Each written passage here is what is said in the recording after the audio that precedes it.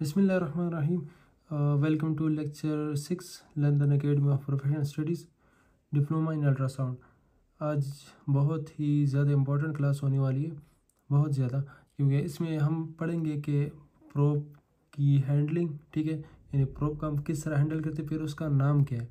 Practical में ज़ाहिर बातें पूछे जाते हैं कि मैंने जिस पोजीशन में प्रोब रखा है इस पोजीशन का क्या नाम है, या मैंने अभी ये पोजीशन से इस तरह पोजीशन की, ये क्यों की, क्योंकि प्रोब के different position, different structure, different चीज़ों के लिए यूज़ होते हैं। आप सबको पता है प्रोब और ट्रांसड्यूसर वही अल्ट्रासाउंड का प्रोब जो साउंड वेव सेंड करता है। तो आज हम आगे बढ़ते हैं कि प्रोब की कौन कौन सी पोजीशन है, और पैथोलॉजीज़ भी पढ़ेंगे इंशाल्लाह कि डिफरेंट पैथोलॉजी जो है वो अल्ट्रासाउंड के क्या है और कैसे दिखते हैं। तभी तो ये लेक्चर इंतहाई बहुत ही इम्पोर्टेंट है। इससे पहले जो लेक्चर हुआ था एब्डोमिनल ऑर्गन का, तो उसका जानना बहुत ही ज़्यादा ज़रूरी है।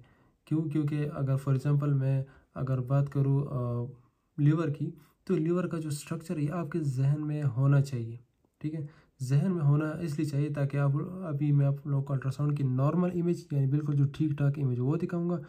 फिर अल्ट्रासाउंड की एब नॉर्मल, यानी वो स्ट्रक्चर जो कि बीमार हो गए हो, जिसमें डिजीज़ है, वो दिखाऊंगा। तो वो बहुत ही ज़्यादा ज़रूरी है। अब ये देखिए लीवर का ये स्ट्रक्चर है, ये जानना ज़रूरी है। इसलिए इससे पहले जो लेक्चर था वो सारा का सारा एनाटॉमी फिजियोलॉजी की तरफ था, ठीक है, ताकि आप लोग को जान सके। अभी ये लेक्चर पैथोलॉजी की तरफ है और बढ़ते हैं पैथोलॉजी के बारे में। अब लीवर है, ठीक है, गॉल ब्लैडर है, इसका भी जानना आपको ज़रूरी है कि ये किस तरह दिखता है और कहाँ पर मौजूद है, ठीक है।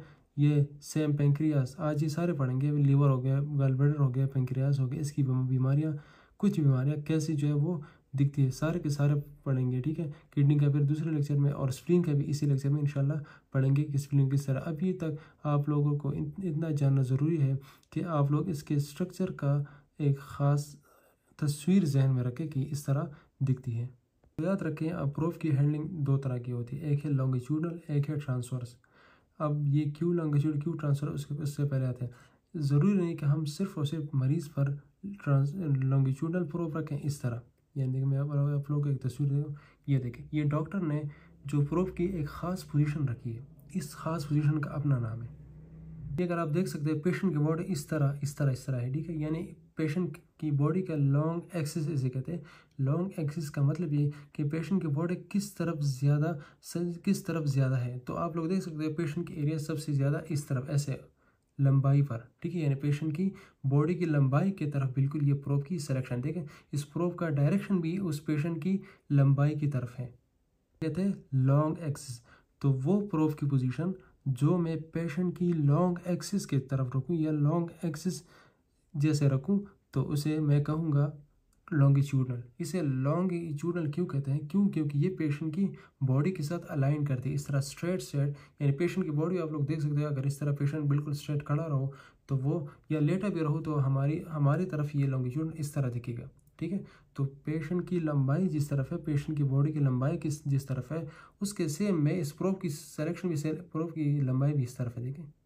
तो दोनों में सेम रखूं, जिस तरह की एग्जांपल है, तो इसे मैं कहूँगा लॉन्गिट्यूडनल व्यू, ठीक है। तो प्रैक्टिकल में पूछा जा सकता है कि लॉन्गिट्यूडनल व्यू कौन सा है। आपको प्रोब दे सकते हैं कि मुझे बताओ पेशेंट का लॉन्गिट्यूडनल व्यू कौन सा है, तो ये प्रोब का लॉन्गिट्यूडनल व्यू कौन सा है। तो आप लोग पेशेंट पर प्रोब इस तरह रखेंगे, तभी इसको कहेंगे लॉन्गिट्यूडनल प्रोब पोजीशन। अब ये देखें, ये पेशेंट का लॉन्गिट्यूडनल व्यू की तरफ नहीं, ये पेशेंट की चौड़ाई की तरफ। अगर हम डायमीटर की बात करें, इंग्लिश में डायमीटर, उर्दू में चौड़ाई, ठीक है। तो एक तो लंबाई थी, वो लॉन्गिट्यूडनल था। एक जो प्रोब की डायरेक्शन, ये देखिए, ये बिल्कुल चौड़ाई की तरफ है, यानी पेशेंट की जो मोटाई या चौड़ाई की तरफ है, ये देखें। तो इसको ऐसे पोजीशन जो कि पेशेंट की डायमीटर के हिसाब से हो या पेशेंट की चौड़ाई के हिसाब हो, तो हम उसे कहेंगे ट्रांसवर्स। ये देखिए ट्रांसवर्स, आप देख सकते हैं, ये भी इस तरह, जिसकी जैसे इसकी डायरेक्शन है वही से हमें पता चले कि ये लॉन्गिट्यूडनल है या ट्रांसवर्स है। तो एक था लॉन्गिट्यूडनल जो मैंने आपको दिखा दिया, एक था ट्रांसवर्स। दोनों बहुत ही ज़्यादा यूज़ होते हैं, लेकिन इसका बिल्कुल ये मतलब नहीं है कि इसके अलावा और व्यूज़ नहीं है, और भी पोजीशन है प्रोब के।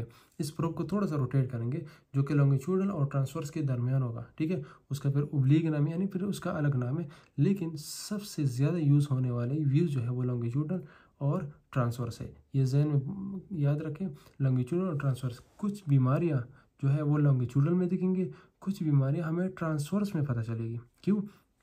क्योंकि लॉन्गिट्यूडल जो है वो अपने अपने के हिसाब से साउंड में भेजेगा। फॉर एग्जाम्पल इस तरह, ठीक है। तो इस तरह जो है ये तकरीबन इसी तरह ये साउंड वेव भेजेगा। तो ये तो बिल्कुल सीधा, यानी फॉर एग्जांपल मैं इस पेन की बात करूँ, ये पेन इस तरह सीधा है, तो ये सीधा जो है साउंड वेव ये पेन भेजता है, तो ये सीधा बहुत कम भेजेगा।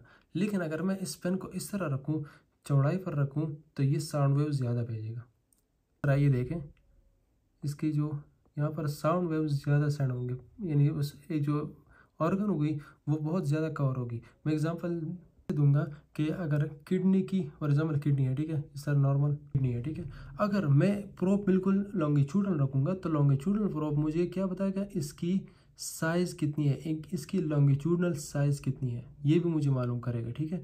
उसके साथ साथ जितने एबनॉर्मलिटी यानी जो भी डिजीज़ हो यहाँ से लेकर यहाँ तक मुझे आसानी के साथ पता चल सकता है। यानी मैं किडनी एक लॉन्गिट्यूडनल स्ट्रक्चर है, ये देखिए, मतलब इसका साइज़ काफ़ी बड़ा है इस तरफ as compare to this one. तो मैं लॉन्गिट्यूडनल प्रोब को यूज़ करके किडनी का सारा स्ट्रक्चर देख सकता हूँ।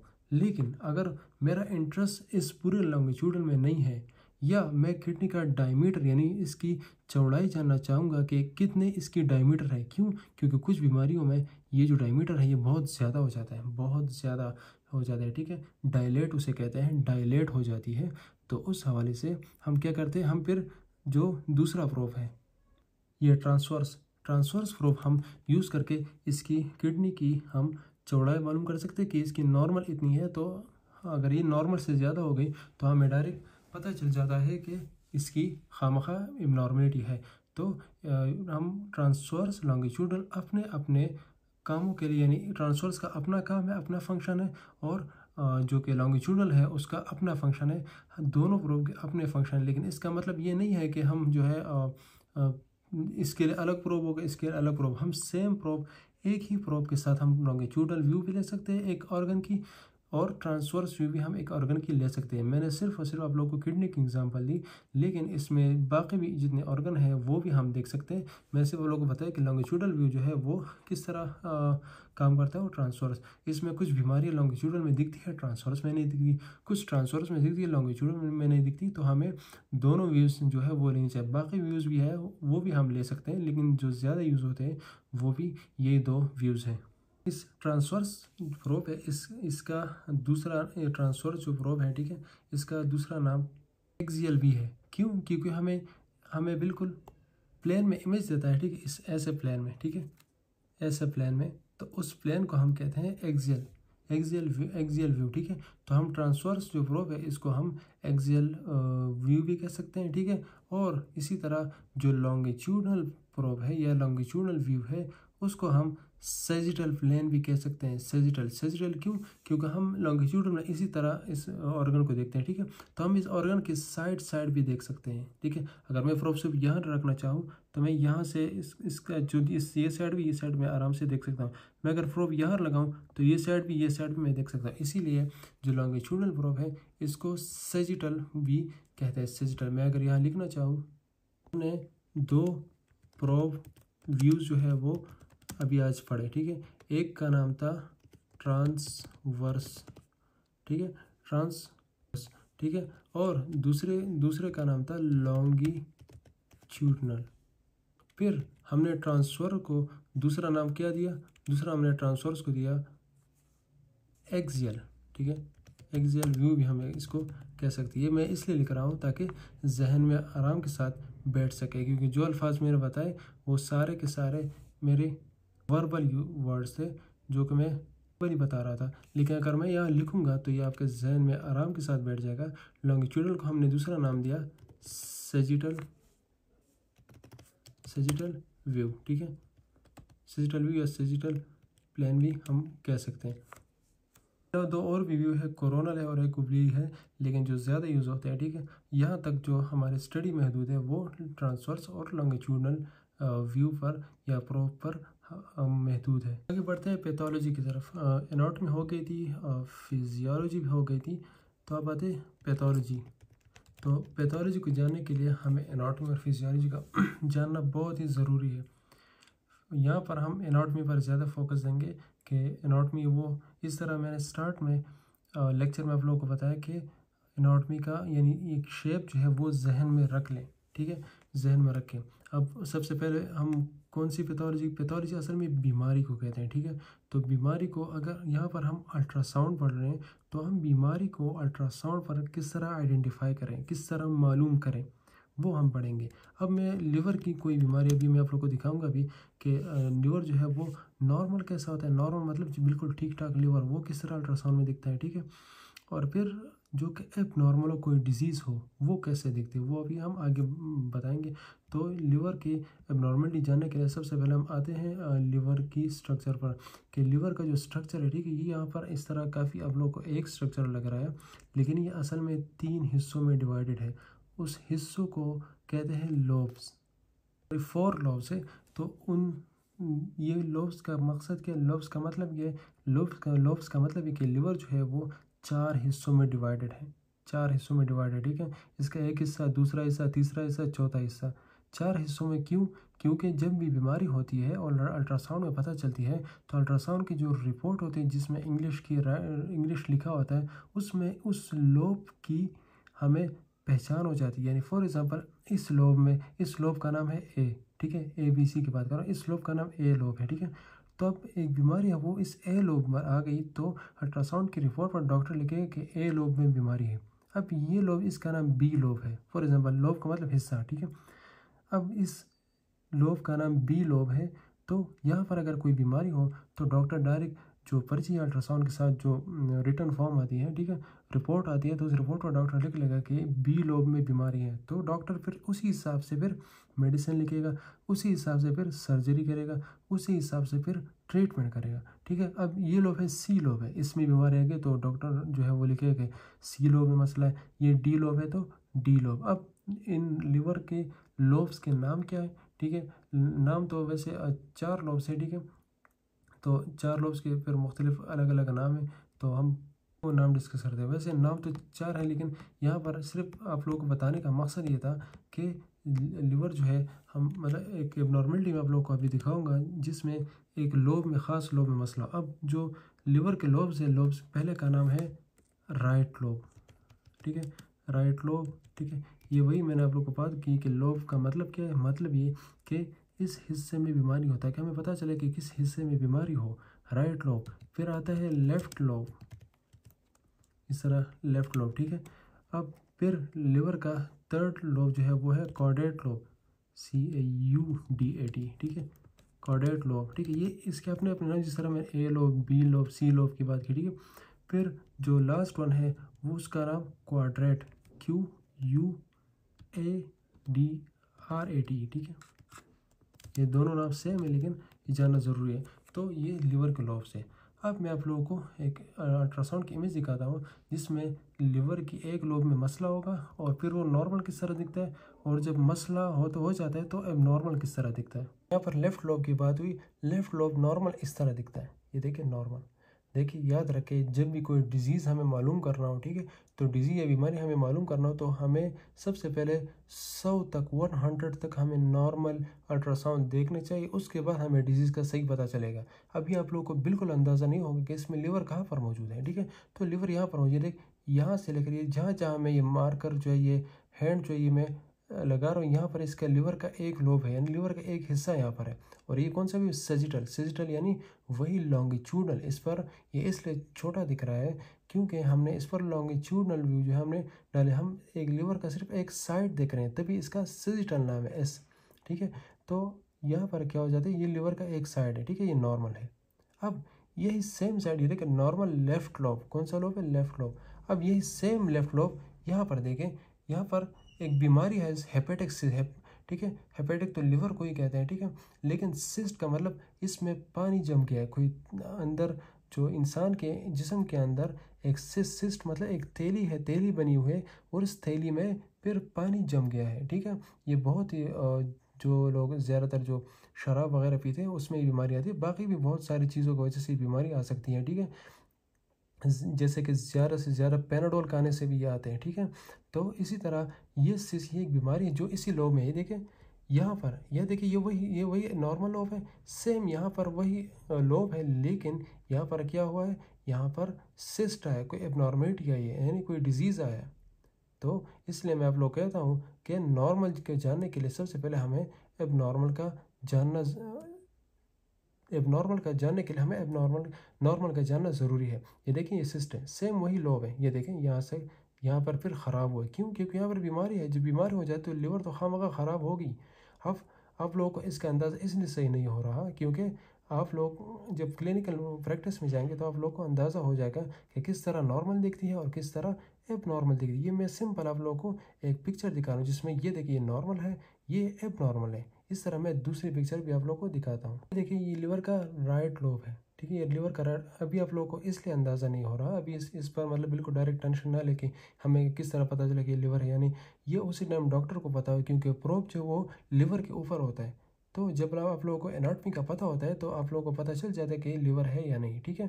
तो ये लिवर के जितने वेन्स है, लिवर के रगे हैं, ठीक है, रग जो है लिवर के रग है, ठीक है, यहाँ लिवर के रग यहाँ पर, ठीक है।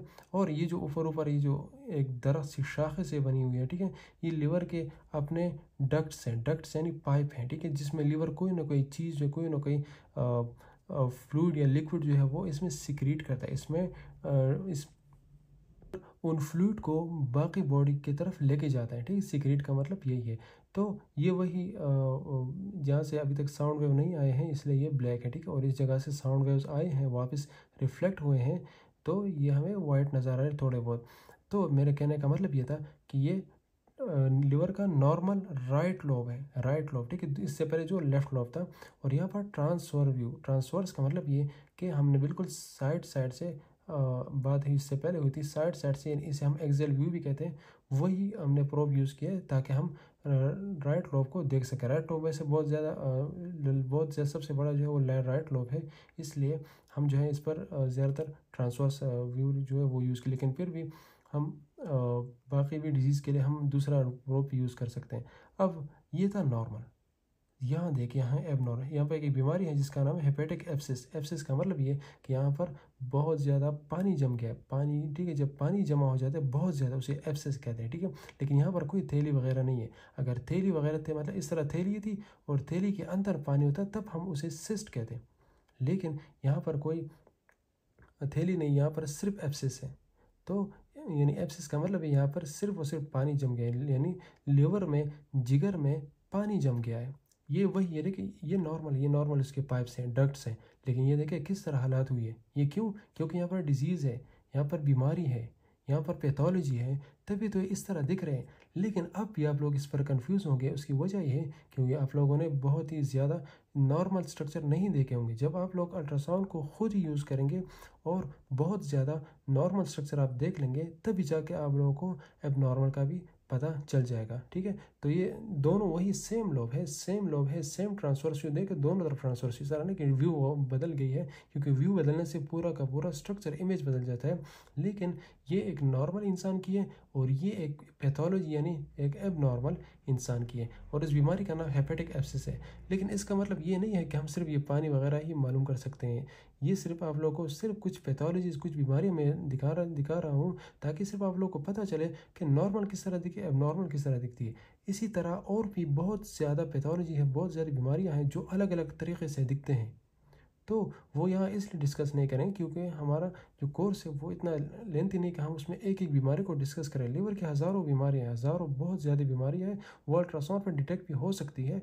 लेकिन मेन मोटिव यहाँ पर ये है कि आप लोग सिर्फ इतना जान लें कि नॉर्मल किस तरह होता है और अगर वो ख़राब हो जाए किस तरह फिर दिखता है। लिवर की बात हो गई, ठीक है। अब लिवर के बाद हम आते हैं दूसरे ऑर्गन की तरफ, यानी दूसरा कोई स्ट्रक्चर देखते हैं, गाल ब्लैडर, ठीक है। अब हम गाल ब्लैडर देखते हैं। गाल ब्लैडर यानी मतलब जो लिवर के बिल्कुल नीचे हो, ठीक है। लेक्चर 5 जिसने पढ़ा हो तो उनको पता चले कि लिवर जो है वो लिवर के नीचे गाल ब्लैडर पाया जाता है। तो अब हम पढ़ेंगे कि गाल ब्लैडर नॉर्मल किस तरह दिखते हैं अल्ट्रासाउंड पे, और फिर उसमें अगर कोई बीमारी हो, पैथोलॉजी हो, डिजीज़ हो, फिर हमें किस तरह पता चलेगी। ये देखें, ये वही लॉन्गिट्यूडल व्यू पर एक गॉल ब्लैडर है, ठीक है। ये वही, इसलिए मैं आप लोग कह रहा था कि आप लोग उस एनाटॉमी को जाने, ठीक है। ये वही गॉल ब्लैडर का जो पिछला है इससे बहुत ज़्यादा बड़ा है, बाकी फिर आगे आगे जाके ये बारीक सा हो जाता है, इसीलिए इसको यहाँ पर नेक कहा गया, ठीक है, इसको फंडस। तो फंडस और नेक को इतना ज़रूरी नहीं, लेकिन वही स्ट्रक्चर आप जहन में रखें, उसके बाद फिर आप लोग अल्ट्रासाउंड की जो नॉर्मल है वो जान सकेंगे। एनाटॉमी का देखें, ये देखें, ये अगर मैं आप लोगों को दिखाना चाहूँ तो ये देखें, ये इसकी नेक है, यहाँ पर ये इसकी नेक है, ये फिर इसके नीचे बॉडी है। ये इस तरह दिखाया कि फिर हर एक इंसान का फिर अलग अलग होता है, इसलिए यहाँ पर जो अल्ट्रासाउंड में इसलिए अलग दिखाया गया है। तो ये नॉर्मल गॉल ब्लैडर है, ये नॉर्मल इस तरह दिखता है। अब ये देखें, ये देखें, इसका नाम पेरिजियन कैफ है, ठीक है। तो ये एक मतलब बीमारी है, ठीक है। यहाँ पर देखें, दोनों में आप फ़र्क कर सकते हैं कि किस तरह बहुत ज़्यादा फ़र्क है इनमें। तो ये नॉर्मल है और ये एब नॉर्मल है, ठीक है। तो यहाँ पर बात यह हुई है कि अल्ट्रासाउंड में नॉर्मल किस तरह दिखेगा और एब नॉर्मल, ये कौन सा व्यू है, लॉन्गिट्यूड यानी बॉडी के लॉन्ग एक्सिस पर इसको प्रोब को रखा गया, तभी हमें इस तरह इमेज मिली है। देखें, ये दूसरी बीमारी है, नॉर्मल इस तरह दिखता है, एब नॉर्मल ये देखें, ज़मीन आसमान का फ़र्क है इसमें। यहाँ पर गॉल ब्लैडर जो है उसकी डिवीज़न हुई है, यहाँ पर कोई ना कोई चीज़ आए, स्ट्रक्चर आई जिसकी इस गॉल ब्लैडर की मुकम्मल जो है इसकी शक्ल तब्दील की है। यानी नॉर्मल इस तरह दिखता है, यहाँ पर अब नॉर्मल ये देखें इस तरह दिखता है। तो यहाँ ये सारे के सारे क्या है, पैथोलॉजी, यानी नॉर्मल किस तरह दिखता है। इसलिए मैंने आप लोगों को लेक्चर 5 में डिटेल के साथ एनाटॉमी समझाया कि किस तरह होती है, और लेक्चर 6 के स्टार्ट में मैंने आप लोगों को बताया कि ये बहुत ही ज़रूरी है कि आप उस शक्ल को, उस स्ट्रक्चर को, ऑर्गन की स्ट्रक्चर को आप जहन में रखें। तो ये देखें, नॉर्मल इस तरह होता है, ये देखें अब नॉर्मल ये, तो बहुत ज़मीन आसमान का फ़र्क है। कंप्लीट गॉल ब्लैडर डुप्लीकेशन यहाँ पर लिखा है, यानी बिल्कुल दो बन गए गॉल ब्लैडर, लेकिन असल में दो नहीं, एक ही गॉल ब्लैडर है, लेकिन यहाँ पर कोई डिजीज़ बीमारी की वजह से ये दो हो गए हैं। तो ये इस तरह अल्ट्रासाउंड में दिखता है। अगेन दोबारा देखें, नॉर्मल गॉल ब्लैडर, ठीक है, ये देखें, ये डिजीज़ है, ये वही गॉल ब्लैडर है। ये जब गॉल ब्लैडर वाली जगह पर प्रोब रखोगे तो ये आप लोगों को उस जो ऐसे पर्सन जो कि बीमार हो ऐसा दिखेगा, ये देखें। तो ये क्योंकि बीमारी है। तो जब आप लोगों को नॉर्मल का पता चलेगा तभी जाके आपको एबनॉर्मल का भी पता चलेगा ना। नॉर्मल किस तरह दिखता है उसी तरह एबनॉर्मल भी दिखेगा। तभी मैं आप लोग को कह रहा हूँ कि आप लोग अच्छी तरह तब जानोगे जब बहुत ही ज़्यादा आप नॉर्मल देख लोगे, तकरीबन 100 तक, मिनिमम 100 तक आप जब नॉर्मल देख लोगे आप लोग का अंदाज़ा हो जाएगा कि हाँ आप नॉर्मल और नॉर्मल में फ़र्क कर सकते हैं। क्योंकि कुछ ऐसे डिजीज़ है जिसमें जो गॉल ब्लैडर है वो इसी तरह दिखता है, लेकिन इसके जो साइड है, ये साइड यहाँ पर कोई बीमारी होती है, ये देखिए यहाँ साइड पर जो कि बहुत छुपी होती है, तो आप लोग फिर वो आइडेंटिफाई नहीं कर सकोगे अगर आपने एक या दो इस तरह एक या दो अल्ट्रासाउंड की पिक्चर पर ख़ुद को रिलाई किया हो। ये था गॉल ब्लैडर की बीमारी, ठीक है। अब आते हैं पेंक्रियाज। ये पेंक्रियाज, ठीक है, इसका स्ट्रक्चर है, ठीक है। मैं थोड़ा जूम करता हूँ ताकि ये देखें, ये इसकी हेड है, हेड मतलब इसका सर है, ठीक है, सर है, फिर इसकी बॉडी है, फिर ये इसका टेल यानी बिल्कुल आखिरी हिस्सा, ठीक है, टेल आखिरी हिस्से को कहते हैं, इसका आखिरी हिस्सा है टेल। ये इसकी बॉडी है यानी बीच का हिस्सा, और ये इसका सर है यानी हेड ऑफ पेंक्रियाज, ठीक है। पेंक्रियाज जिसे कहते हैं, बहुत डिटेल के साथ लेक्चर 5 में डिस्कस हुआ था एनाटॉमी में। तो अब आते हैं कि पेंक्रियाज नॉर्मल किस तरह दिखता है, ठीक है, और फिर अब नॉर्मल किस तरह है। फिर इसमें इसके अंदर जो है एक पाइप है, पेंक्रियाज में एक पाइप है जिसे पेंक्रियाटिक डक्ट कहते हैं। डक्ट वही पाइप जिस तरह लिवर में डक्ट्स है, ठीक है, तो उसके फिर अलग नाम है लिवर के, लेकिन यहाँ पर पेंक्रियाज का डक्ट है तो पेंक्रियाटिक डक्ट। तो इसमें पेंक्रियाज जो है वो इंसुलिन को बॉडी को देता है, ठीक है, इंसुलिन को, और भी इसमें जो है स्ट्रक्चर पास होता है। लेकिन यहाँ तक ये जान लें कि पेंक्रियाटिक डक्ट में सिक्रीशन होती है किसी न किसी चीज़ की, ठीक है। तो अब वो पेंक्रियाटिक डक्ट की मैंने क्यों बात की, क्योंकि अभी हम वही पेंक्रियाटिक डक्ट अल्ट्रासाउंड में भी देखेंगे कि नॉर्मल किस तरह दिखता है और एब नॉर्मल यानी जब डिजीज़ हो जाती है फिर किस तरह दिखता है। तो ये देखिए, मैं आप लोगों को दिखा देता हूँ कि नॉर्मल जो है पेंक्रियाज जो है वो किस तरह दिखता है। देखें, यहाँ पर पेंक्रियाज का वही हेड है यहाँ पर, ठीक है, यहाँ पर हेड है, फिर आगे जाइए ये बॉडी है, वही बॉडी है, फिर यहाँ पर इसकी टेल है पेंक्रियाज की। तभी मैंने आप लोगों को समझाया नॉर्मल में, ठीक है, कि नॉर्मल में पेंक्रियाज जो है वो किस तरह होता है। ये देखें, ये मैं आप लोग को दिखा देता हूँ, ये इसकी दोबारा मैं नोट में दिखा देता हूँ। ये देख, इसका हेड है, ठीक है, ये इसकी बॉडी है, ये इसका टेल। यहाँ पर बहुत ज़्यादा मोटा बनाया गया है, ठीक है। इस पेशेंट का जो नॉर्मल पेंक्रियाज है ये इतना मोटा नहीं है। ये देखिए, ये इसका हेड है, ये इसकी बॉडी है, ठीक है। यहाँ तक ये देखें, इस पर इंडिकेशन हुआ कि इसके बॉडी, और ये जो है यहाँ पर क्या है, यहाँ पर सेल है। अगर आप लोगों को लेक्चर 5 में याद हो तो मैंने कहा था कि ये जो पेंक्रियाज ये भी लिवर के थोड़े नीचे होता है, लिवर के थोड़े नीचे होता है। तो ये देखिए LLL यानी left liver lobe, left liver lobe, यानी लिवर का जो लेफ्ट लोब है वही है। तो यहाँ पर एक लिवर जो ये इसका मार्कर है, यानी ये लिवर के बिल्कुल नीचे होता है। तो आप लोगों को जानना चाहिए कि इसके बीच में तकरीबन बॉर्डर भी है, तो हमें इससे पता चलेगा, यानी ये इसका बिल्कुल नेबर है। नेबर यानी पेंक्रियाज के पड़ोस में लिवर है, ठीक है। तो ये पेंक्रियाज का हेड है, ये नॉर्मल की बात कर रहा हूँ, ये हेड है, यहाँ पर हेड है, ठीक है, ये हेड है, फिर ये बॉडी है और ये टेल है। कहते हैं कि इसके डिजीज़ किस तरह होगी, हमें किस तरह पता चले कि ये डिजीज़ है। तो ये देखें, यहाँ पर मैं दोबारा आप लोगों को बता देता हूँ कि यहाँ पर वही पेंक्रियाज जो मैंने आप लोगों को बताया, हेड, बॉडी, ठीक है, और ये टेल। अब ये देखें डिजीज़ में, इसमें पेंक्रियाज के हेड को देखें, इतना ज़्यादा बड़ा हो गया, इनलार्ज पेंक्रियाज। ये देखें, इनलार्ज मतलब बहुत ज़्यादा बड़ा, ये देखें बहुत ज़्यादा बड़ा हो गया। ये क्यों? क्योंकि इस डिजीज़ का नाम है एक्यूट पेंक्रियाटाइटिस। पेंक्रियाटाइटिस का मतलब यहाँ पर इसकी सूजन हुई, इन्फ्लेमेशन हुआ है। इन्फ्लेमेशन से जिस भी जगह की इन्फ्लेमेशन हो जाती है वो जगह लार्ज हो जाती है, ठीक है, सूज जाती है। तो ये वही पेंक्रियाज की इन्फ्लेमेशन हुई है, तो ये इस तरह बड़ा हो गया है। तो ये देखिए नॉर्मल, अगर आप लोगों को पता हो तो आप लोग इसको जान सकते हैं कि ये एब नॉर्मल है। अब अगर आप लोगों ने नॉर्मल नहीं पढ़ा तो आप लोग कैसे जानोगे कि ये एब नॉर्मल है। और ये सेम ट्रांसवर्स व्यू जो मैंने आप लोग लेक्चर के स्टार्ट में बात की कि हम पैथोलॉजी तो पढ़ेंगे, लेकिन सबसे पहले आप लोग ट्रांसवर्स और दूसरा जो इस ट्रांसवर्स का दूसरा नाम एक्सियल है, ट्रांसवर्स या लॉन्गिट्यूडनल हम देख सकें, ठीक है। फिर अगेन वही नॉर्मल पेंक्रियाज है, ठीक है, नॉर्मल पेंक्रियाज है, ये नॉर्मल पेंक्रियाज, ठीक है, इसका हेड है, इसकी बॉडी है और इसका टेल है। लेकिन अगर हम अब नॉर्मल की बात करें, ठीक है, तो यहाँ पर देखें, ये इसमें यहाँ पर नॉर्मल ही मौजूद नहीं था। ये देखें नॉर्मल में इस जगह पर इस चीज़ का बिल्कुल वजूद ही नहीं था, लेकिन यहाँ पर बन गया। इसको सिस्ट का नाम दिया है, सूडोसिस्ट, ठीक है। सिस्ट यानी यहाँ पर पानी जम गया है, ठीक है। तो पानी जब जम गया है तो ये एबनॉर्मल है। आप लोग ये सीधा लाइन देख सकते हो, ये सीधा लाइन, ये देखिए जहाँ पर मैं इंडिकेट कर रहा हूँ, ये पेंक्रियाटिक डक्ट है। जो मैंने बात की कि पेंक्रियाज का वो पाइप जिसमें पेंक्रियाज जो है वो किसी न किसी चीज़ों की सिक्रीशन करता है, ठीक है। तो यहाँ पर ये पेंक्रियाटिक, ये नॉर्मल है, ठीक है। तो ये इसलिए दिखा दिया कि नॉर्मल में ये नहीं था, लेकिन यहाँ पर इसलिए दिखाया गया क्योंकि यहाँ पर अल्ट्रासाउंड की प्रोब जो है वो पेशेंट की बॉडी में मज़ीद फोर्स करके प्रोब को यूज़ किया गया।